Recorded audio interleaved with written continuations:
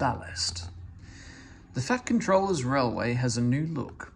From end to end they are clearing old ballast from the track and packing the sleepers with fresh stones. The gangers are pleased.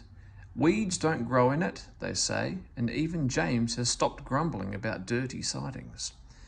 Douglas and Donald disappeared regularly behind the big station along a line on which none of the others had ever gone. They returned with loaded ballast trains and were most mysterious about it. "Very wee engines bring the ballast down from the hills," was all they would say. Soon the engines could talk of nothing else.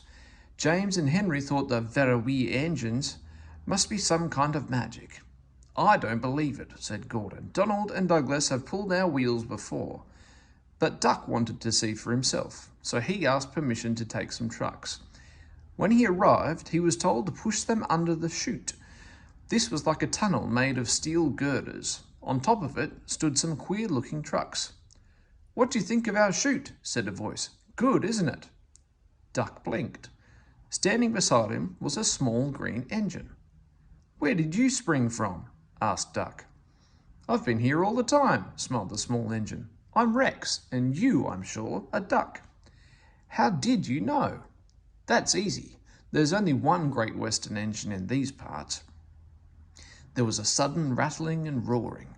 Duck's whole train shuddered. "What was that?" he asked, startled. "That was our chute. The bottoms of the wagons slide out and the stones fall through the chute into your trucks. We may be small, but we're quite efficient."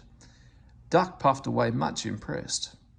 Next time there were 3 small engines. Rex introduced Duck to Bert and Mike. "As you can see," he went on, "the small controller's given us different coats." "Silly nonsense," grumbled Mike. "I like being blue," protested Bert.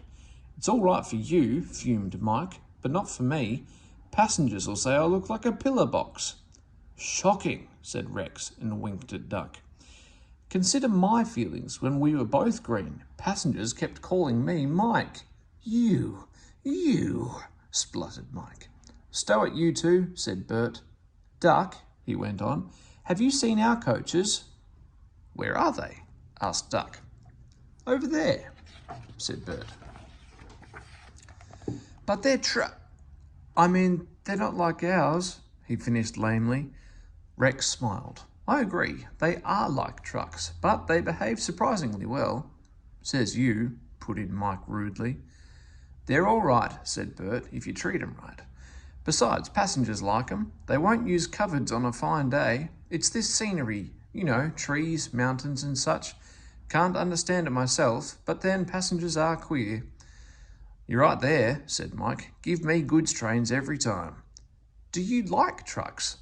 Duck was surprised. "Not all of them," smiled Mike, "but our big ballast hoppers are different. They run on bogies as sweetly as any coach.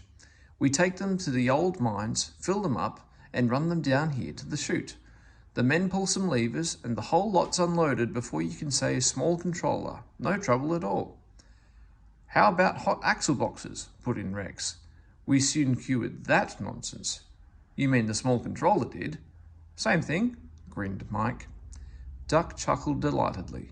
Rex and Mike loved teasing each other. "I can't understand," said Duck, "why I've never heard about you before." The small engines all answered at once. "We've only just come from our railway in England, which closed.